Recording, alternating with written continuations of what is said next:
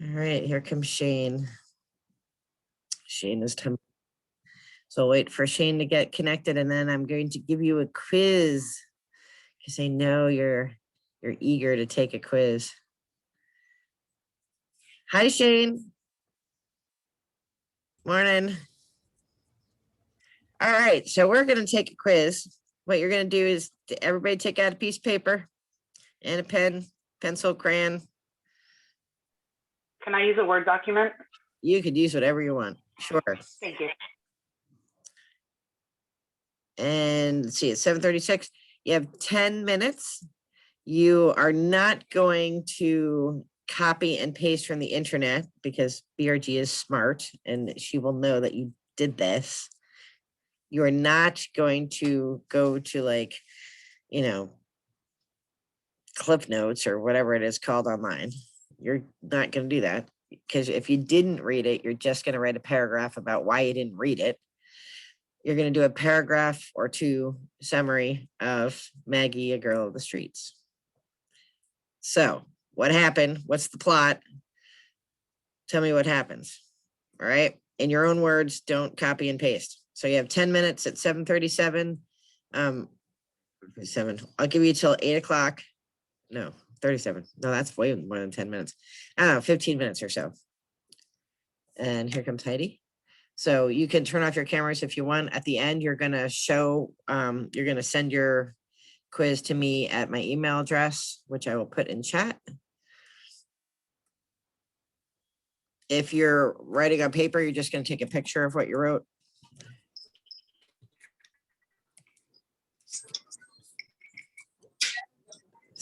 Chat. 1 to 2 paragraphs. Yep.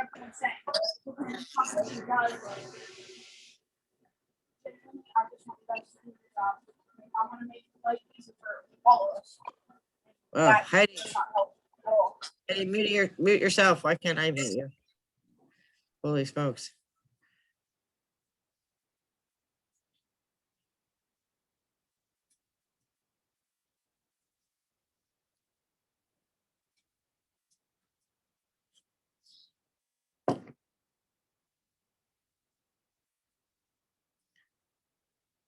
No worries, Heidi. We're taking a quiz.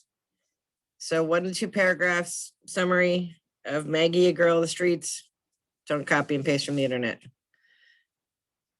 And if you didn't do it, if you didn't read it, just be honest and say you didn't read it and tell me why.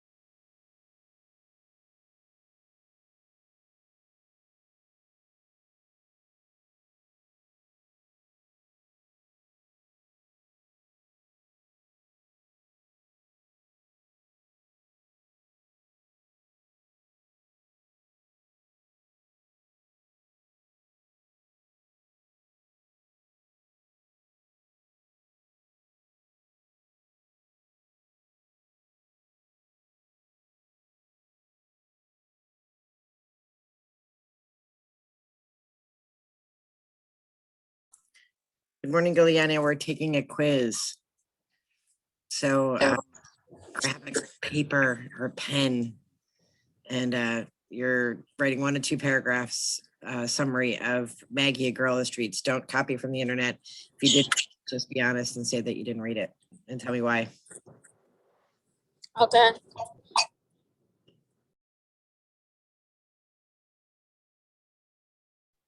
You have a few more minutes, like 3. How's it going, Mac H? You've written everything you know about. Yeah, Maggie, I sent it to you. I don't know if it's sent. It just came. Okay. Just came. How are we sending these? Just by email. I threw my email into chat. Did you get my email? Let's see, who do I have? I have so far, I have Elizabeth and Keith. They come in slowly because like there's Rebecca.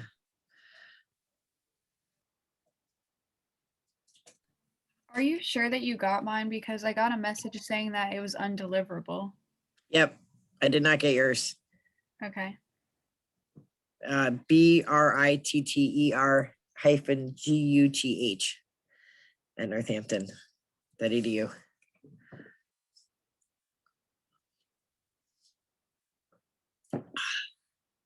It's not enough tea for 7:30 in the morning.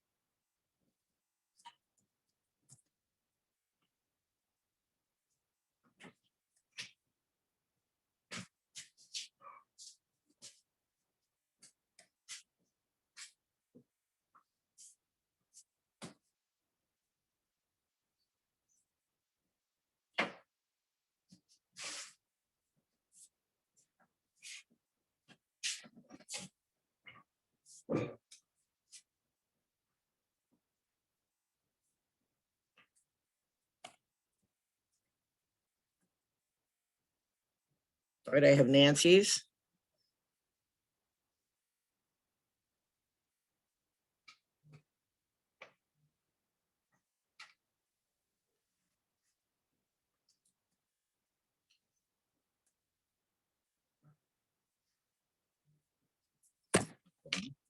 I resent it, so just let me know if it went through. I have Georgiana. I have Mac G, Mac H.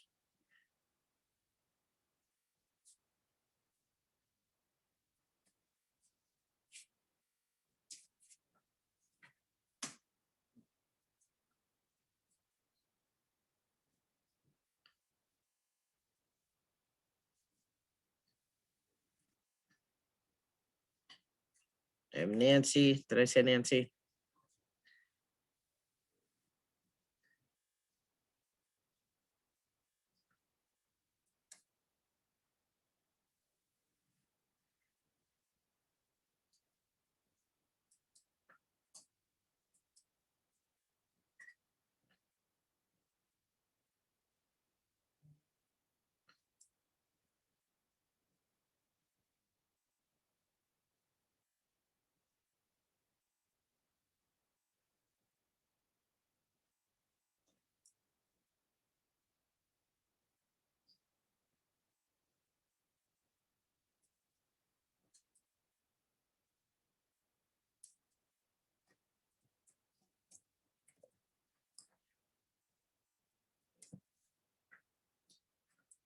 All right. Finish up, please, and send that in and get moving and get on to new and exciting stuff. Cole Traxler's ready. She wants to know what next exciting thing we're doing this Monday, fine Monday morning. Sorry, I'm trying to send. You should be sending now. Glenn, Emily Perez. I'm gonna send it right now. Good, good. Good. That'll give me something to do when I'm in meetings today. So while you're sending just some housekeeping stuff, I'm almost done with your essays. Like I said, I video grade them, so it takes forever to do. So I have like 3 more to do, so I'll probably finish those today and you'll get them back, and we'll talk about them. Or if you don't get them today, you'll get them tomorrow because I have a lot of meetings today. So, but no worries, because we're going to just keep moving forward. They take a lot of time to grade, which is why I don't do a million essays, because they take forever to grade. We are going to talk about what we're doing this week. It's actually a light week because research shows that you have to give students a little bit of a break. Like that's why we have things like spring break and fall break and stuff like that. So it's not that you don't have anything to do. I don't have you doing a whole lot this week to give you a little bit of break, catch up with my work and also catch up with the work of your other classes. So let me share my screen.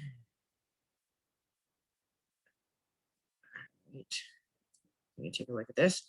So this is our module that we're in. Now, course learning objectives are the same as they always are, because that's the objective for English 2. All right, our agenda for today, we're going to be in a second talking a little bit more about Stephen Crane. And then Thursday, which actually I need to edit this. This is actually your homework. You have nothing due Thursday this week. This week, your assignment is due on Monday. And because it's due on Monday, there's no new reading this week. How exciting is that? There's no new reading. These stupid pop-ups that come up. There's no new reading. So I'm giving you till Monday to do the assignment, which I'm going to talk about in a second. But you're going to need to do a good job. So it's worth 200 points. So our assignments that are due on Monday, not Thursday, you're going to, in a minute, we're going to break out into groups. We're going to talk about 4 different areas that concern Maggie. You don't have to do a PowerPoint about the group that you're assigned for today. Once we come back and we talk about the 4 different topics that we have, you can pick any one of those topics, whether it's the group you are in or not. And you're going to create a voiceover PowerPoint or a screencast-o-matic, which is free. You're going to create a narrated PowerPoint about your topic. So be sure to take notes in your group in a minute when we start talking about Maggie. And then whatever is most interesting to you, that's the one you're going to do more research about, and you're going to create a PowerPoint about it. So you need to do research. Research is not just using Google. You want to use Google, but you want to use reputable sources, right? Joe's Maggie page is not a reputable site, right? You want to use sites that are reputable, like the Tenement Museum in New York City. That would be a reputable site, good place to start. If you need help, our library is available to you. They can help you find information. So your whole week is just developing this PowerPoint presentation that you're going to make. It's worth 200 points. So you definitely want to take your time and do a good job. Use images. Make sure that the last page is a citation page. So I'm not going to tell you how long it should be. It should be as long as it needs to be complete. You're going to use either voiceover narration in PowerPoint if you know how to do that. If you don't know how to do that, Screencast-O-Matic is free. You can do a recording of your screen explaining your topic. You want a summary of all the research that you've done, and then you want to discuss how it applies to Maggie. Don't forget that critical part, right? We're doing this so that we can apply it to understanding Maggie. Your last slide should include all your citations, right? It should be a works cited page so I know where you got your information. And if you've, and so there's no new reading. If you didn't do it yet, read Maggie, because it's important. That's what we're doing right now. We're reading Maggie. All right. Is that good? That's great. All right, so what we're going to do is we're going to talk about 4 topics, and you don't know anything about these 4 topics, and that's okay. I'm going to talk about them a little bit. You're going to take a little bit of notes, spark your interest, and I'm going to split you into groups, and you're going to go and you're going to learn more about these topics. So Maggie, A Girl of the Streets, is written by a dude named Stephen Crane. And Stephen Crane is an interesting guy because he is writing at the turn of 1900s, right? Definitely has his own opinion about things. He ruins his career because he stands up for prostitutes, right? He was like, he was this like kind of like wild guy. I don't know who in modern culture would be like a wild guy that's kind of like on the edge of, like on the edge of everything. But a lot of folks felt that his writing was so raw or so vile that it could. And Maggie, A Girl of the Streets, was one of them. He had to revise it so that they would actually publish it because he really wanted to show what it was really like to be poor and living in the tenements, right? So he's what's called a realist writer in our realist period, which is what it sounds like, right? It shows life how it is. But he's also what's called a naturalist. And a naturalist writer says, like, this person is this way because of the environment he or she or they live in, right? So Maggie, whatever happens to Maggie, happens not just because of things that she could choose, it's everything that influences like where she lives and her family. And so she couldn't make any different choices because that's her environment determines, her social class determines what will happen to her. Politics, influences how what will happen to her. So Maggie, which is a novella, Stephen Crane has, this great reputation as a bad boy. He briefly went to Lafayette, until he got booted out. So he personally has this reputation of being a bad boy. His career ends when he tries to defend 2 prostitutes who they were like standing on a corner and they got arrested and they were treated brutally by the cops, and he stood up for them and he went to court for them. And then people thought that was just too much, right? Too much. And it seems ridiculous, but if you think about our television, we allow all kinds of violence, but we don't allow nudity. So our culture is really based on this idea that violence is okay, but nudity is not. So, transfer that to Stephen Crane. So the 4 discussion groups, and what you're going to do in your discussion group is you're going to do some research. You're going to gather things together. You're going to sort of find the best of the best, and you want to come up with 10 facts as a group about your topic. So team 1, you're going to go find out 10 facts about Stephen Crane. And they should be facts that are like, I don't want to know when he was born. I want to know when he's born, but that's not a fun fact, right? A fun fact is his career tanked because he stood up for prostitutes. That's a fun fact. But you can't use that because I already told you.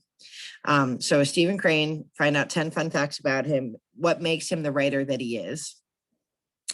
Group 2, you're going to talk about tenement housing and what that is. And as it applies to New York City, right? Tenement housing is all over the country, but you want to know about tenement housing in New York City at the turn of the 1900s, right? And that's like first 30 years of the 1900s. Group 3, you're going to be talking about Irish immigration, specifically to New York City. Again, 1900s, early 1900s, right? Not Irish immigration today, not Irish immigration in the 1700s. You're looking at Irish immigration in the early 1900s. And then group 4, you're going to do research on naturalism, realism and naturalism in literature, what it is, what are some things that we look for, right? Does that make sense? So what your team group is going to do when you get there? So I assign the groups randomly. Oh, somebody was chatting and I didn't even see it. Steve. All right, so I'm going to assign your groups breakout rooms. Right, so here are the groups. Group 1, studying Stephen Crane, will be Emily, Keith, and Liz. Group 2 will be Glenn, Mac H, and Nicole. Room 3 will be Georgiana, Heidi, and Nancy doing Irish immigration. And group 4 will be Mackenzie G, Rebecca, and Shane talking about realism and naturalism, specifically naturalism. You're coming up with 10 fun facts. You're gonna report them back to the group when we're done. So make sure somebody in the group writes them down and can present them. And then as you're studying your topic, or later on when you're listening to the other 3 topics that you're in the rooms you're not, think about which one you want to learn more about when you do your PowerPoint. Sound good? Yes, BRG, we're so excited to be doing this on a Monday morning. All right, here we go. I'm opening the rooms. You have it as 8:04.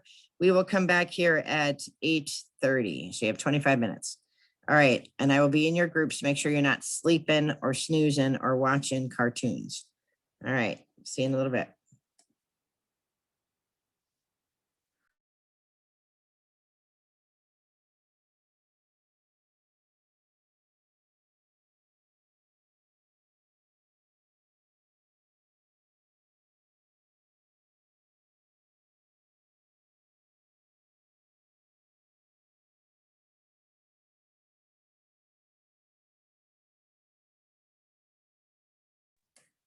All right, they're all coming back. Most of the groups were done, so bringing y'all back.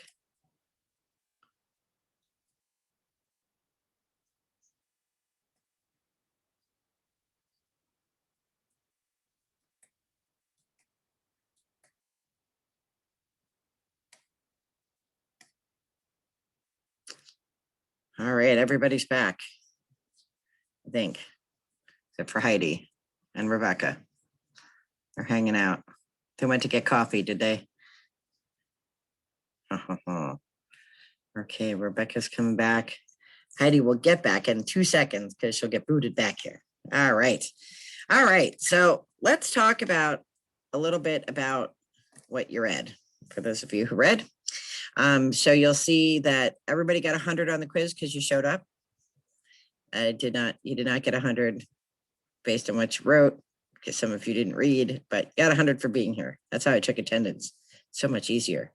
All right. So let's talk about Maggie. What happens in this story? What's the plot?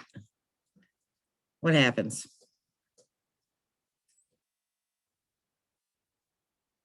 You can tell me what happens. 2 of you read it for sure. This is about like a poor family, and they're like, they're immigrants, and there's like a boy. It starts off with the boy Jimmy, and he's like very aggressive. Like you see him fighting at the beginning, and he has like a really bad temper. And then there's a girl Maggie and the younger brother Tommy, and both of the parents are drunks, and they get aggressive with the kids.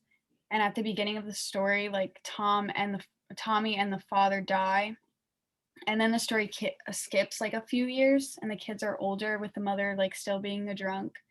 And Jimmy brings a friend Pete over, and Maggie like falls for him.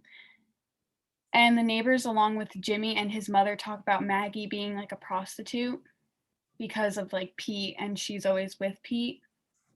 And then Pete sees when he was on a date with Maggie, Pete sees his other friend at dinner, and they leave together, and just then she convinces Pete just to leave Maggie.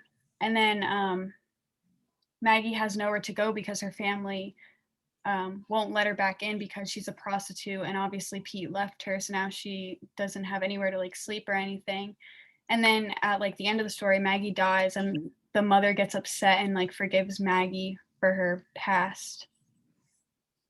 Okay, so that's pretty much right. So we have Maggie and Jimmy, brother and sister, and they live with this alcoholic mother who's abusive, right? And Maggie is trying, she's trying to achieve the American dream, right? She gets a job.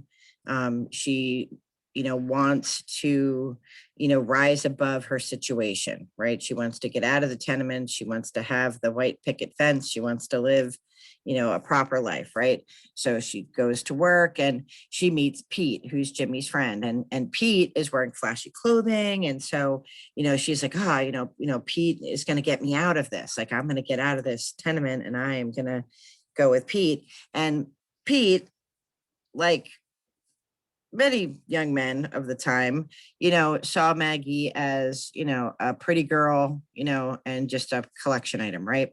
So important to remember is that Jimmy and Pete do the exact same thing. Each of them have a girl who they quote unquote ruin, right? Jimmy does it to a girl and then, he's forgiven. Maggie isn't technically ruined. She's not a prostitute till the end, right? She's with him and it's assumed that she sleeps with Pete, but there's actually no evidence, right, that she sleeps with Pete, but everybody just talks and assumes she does. And then she's ruined, right? So the mother, in her alcoholic stupor is like, she can't come back, she's a whore, she can't be forgiven. And so Maggie loses her job. Now she has nowhere to go. And the only outlet she has, the only way that she can make an income and support herself is to become a prostitute. So at the end of the novella, they find her body dead and there's a big debate. So I'm going to ask you, does she commit suicide or is she murdered? What do you think? I say suicide. You think suicide? Yeah, I think suicide too. Just Okay. based on the circumstances, yeah, I feel like it's suicide. All right, anybody think she's murdered? Why do you think Stephen Crane leaves that ambiguous? Why do you think he leaves the question in our mind?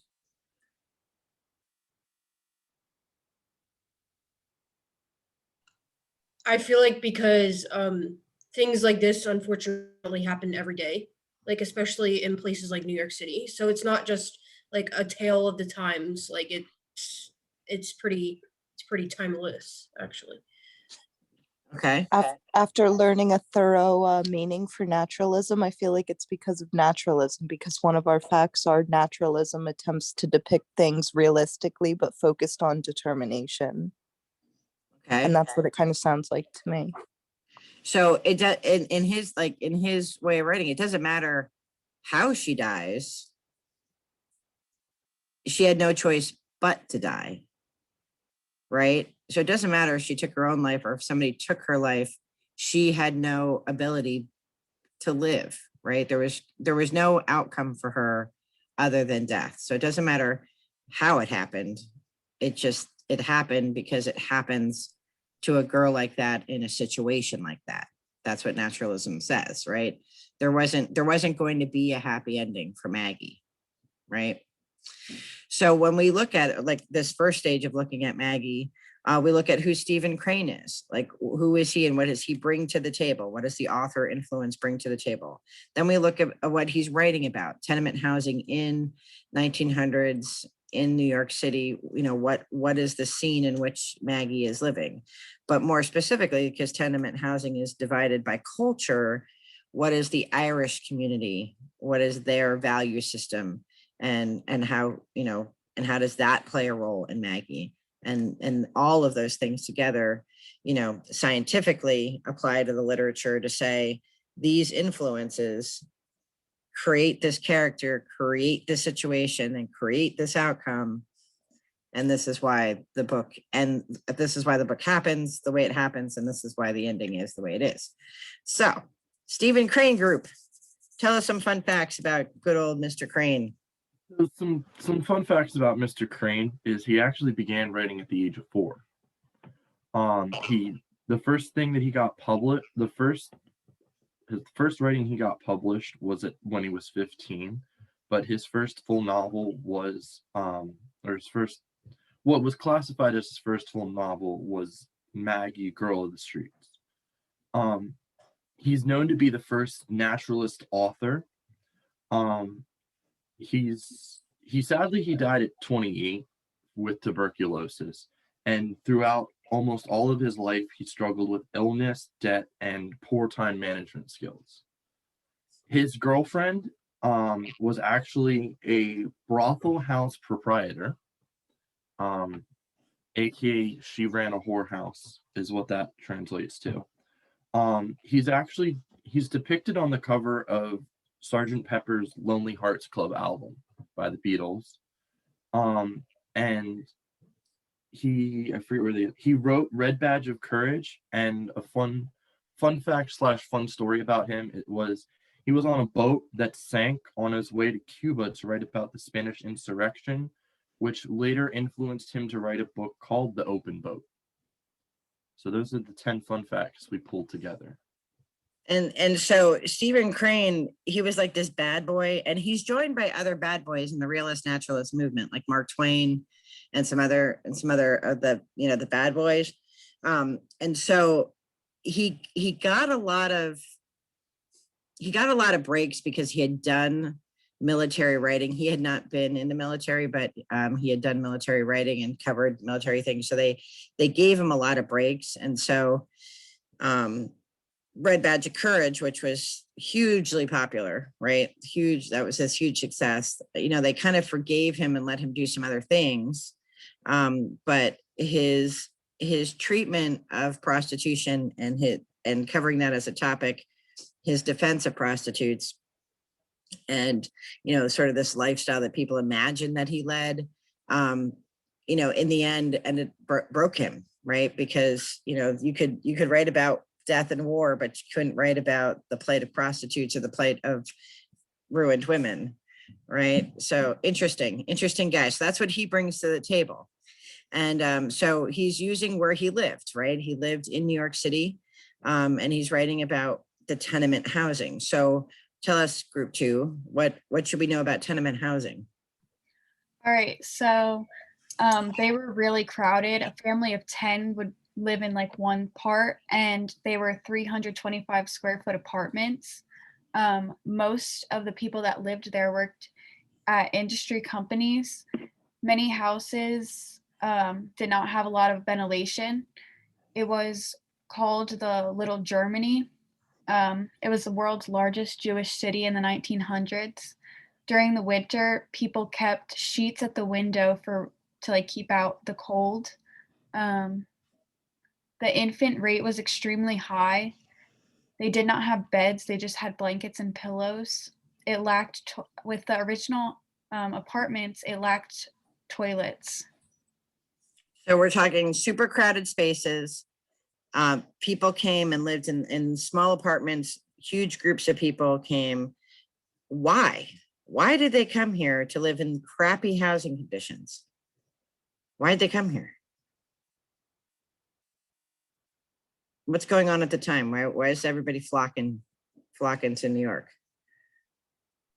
Aren't we in the Gilded Age? Like, we're starting to get into like the Industrial Revolution and stuff like that at this point. So we're like, it's kind of like it's the beginning of the Gilded Age or the Industrial Revolution. So we're starting to meet like the beginning of Rockefeller and the beginning of Carnegie and stuff like that. Right. Also, specifically to the Irish, they were experiencing the Great Famine. And they were experiencing political and religious unrest caused by Great Britain. So they wanted to leave and go somewhere else. Right. So they're the famine, they're hungry where they are. They're told, or they hear. Now there's no like Twitter, right? So they hear, however it is they hear, that there are all these great jobs in the new, in New York. And if they come, they're going to be able to make all this money. And then they're going to be able to live, what's the American dream, which is a single home, a single family and a white picket fence, and the American dream is there for them. So they flock to New York. And one of the reasons they stay in New York is because of Ellis Island, right? So back then, if you wanted to be an immigrant to the United States, you had to come through Ellis Island, which is in New York, right? So you'd go to the Statue of Liberty, right? And you'd see that on the boat. And because remember, you're not flying in, right? So you're coming by boat. you come in and you're processed, and then New York City is right there. So you've used all the money you have to get here, and then you really can't go any further because you've used all your money to get here. So that's one of the reasons they kind of flock to New York, right? They're coming through Ellis Island, and then they go into their cultural neighborhood. So the Irish stay together, the Germans stay together, the Jewish stay together, the Italians stay together. And if you even go to New York City today, there's Little Italy, right? There's Chinatown. There's Chinatown is now, sort of taking over what used to be Little Italy, because now we have more Chinese immigrants than we do Italian immigrants. So, so the makeup of these tenements, super crowded. I mean, imagine the smell, right? Because there aren't toilets in the apartments. So where are they pooping? They're pooping in buckets. They're throwing the buckets out the window, right? Not a whole lot of knowledge about sanitation, right? So a lot of people are sick. And then there's a huge alcohol problem with the Irish population, right? So, so this is what Stephen Crane sees, right? So this is Stephen Crane, who's like, wow, I want to write about what real life is like. Let me write about what the tenements are like. And so then he picks a group that that he either knew a little bit about or he dealt with a lot, in the dealing of people that he dealt with. And those were the Irish immigrants. So what do we know about the Irish immigrants, group 3? Okay, 2 million refugees fled because of the Great Famine and the religious unrest as a whole. Between 1820 and 1860, the Irish made up about 1/3 of the immigrant population of New York. Uh-oh. I think we lost your audio. Oh, mine? No, there you are. I hear you. Okay, I'll just repeat quick. I said 2 million refugees fled because of the Great Famine and religious and political unrest. Between the years of 1820 and 1860, the Irish made up over 1/4 of the immigration population. Okay. What else you got?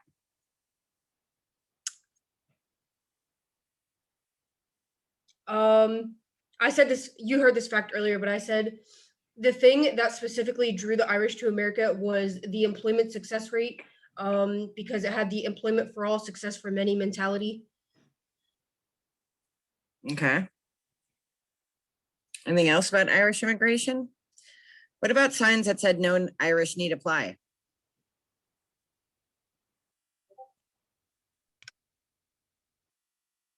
Why did they not want Irish to apply for jobs? What do you think?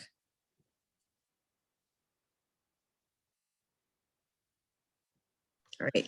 I have something down here that said from the Library of Congress that many were educated workers and they were skilled, so maybe cheaper labor. What I was thinking, they didn't want to hire Irish people because they wanted to hire other people for cheaper labor, perhaps. That's a good guess, but no, they were alcoholics. They were known as alcoholics. They were known as being lazy and not coming to work, right? So, so our culture, the American culture, has a long-standing tradition of being racist to lots of different groups, right? I mean, our clear example, of course, is African Americans, right? That's the clear caste system. We brought African Americans here to enslave them, and we have not done a good job ever since, right? But we've also cast judgment on the Irish and as being alcoholics. They're not going to come to work. They're going to spend their dole money. They're going to spend their wages on alcohol, right? And we definitely see that in Maggie, right? We definitely see that he takes what people think of the Irish and applies it, right? Maggie's mother is a raging alcoholic. The father was an alcoholic. Lots of fighting, lots of screaming, lots of false piety, right? So most Irish immigrants were Roman Catholic, right? And so you see that in Maggie. We can't talk to Maggie because she's a ruined woman. She's a whore. She's not pure like Mary, right? The cult of Mary. We see that with how the mother treats Maggie. But on the other hand, she's like this raging alcoholic who is clearly not Mary either. right? I mean, so we have that going on, and we see the double standard. Jimmy and Pete do the exact same thing to a girl, and it's okay for Jimmy. Notice he doesn't get kicked out of the house, but it's not okay when Maggie, and Maggie is just trying to better her life. She's not trying to be a slut. She's not trying to, be a prostitute. She's trying to make her circumstances better so she can grasp that American dream. But naturalism, which Stephen Crane is the first naturalist novelist, right? Naturalism says it would never be possible for a girl like Maggie to rise above, right? Because all of the forces are against her. So naturalism group, what did you guys? Unlike realism, naturalism uses characters of the lower class. Naturalism is a branch of realism. Realism and naturalism are a reaction against romanticism. Naturalism is an extreme form of literary realism based on the belief that science could explain all social phenomena and was to provide the method of creation for literature. Realism focuses on ordinary characters and ordinary situations, and realism attempts to depict things as they really are, while naturalism attempts to depict things realistically but focused on determination. And naturalism is a belief that nothing exists beyond the natural world. Okay, so and Nancy pointed out, this makes sense because these things still happen today. Sexism, the double standard, still happens today, right? And that's because, according to naturalism, there is no other choice for a girl like Maggie, right? In the beginning of the book, it says, she was a flower that grew up in a mud puddle, right? And a flower that grows up in a mud puddle is going to get dirty, right? There's nothing in her world that's going to change her outcome, which is why it doesn't matter how she dies, because the only option for her was to die, right? It doesn't matter if she took her own life, somebody else took it, that there was no other outcome. She was never going to get beyond the tenement. She was never going to bring to light the injustice of Jimmy doing the same thing as Pete, right? And that this world, this, circular world is going to keep happening because there's always going to be Maggies who are innocents lost, right? She's an innocent person who is lost. And there's always going to be figures like Maggie's mother who are going to, be fake and fake piety, right? And so those determining factors, that recipe is realistic. Here are the tenements. Here's what Irish life is like in the tenements. Here is a simple girl, who's trying to better herself and rise above. And there's no possible way that's ever going to happen. So my question to you with our minute left that we have is, do you agree with that? Do you think it's impossible to rise above? Mac H is shaking her head no.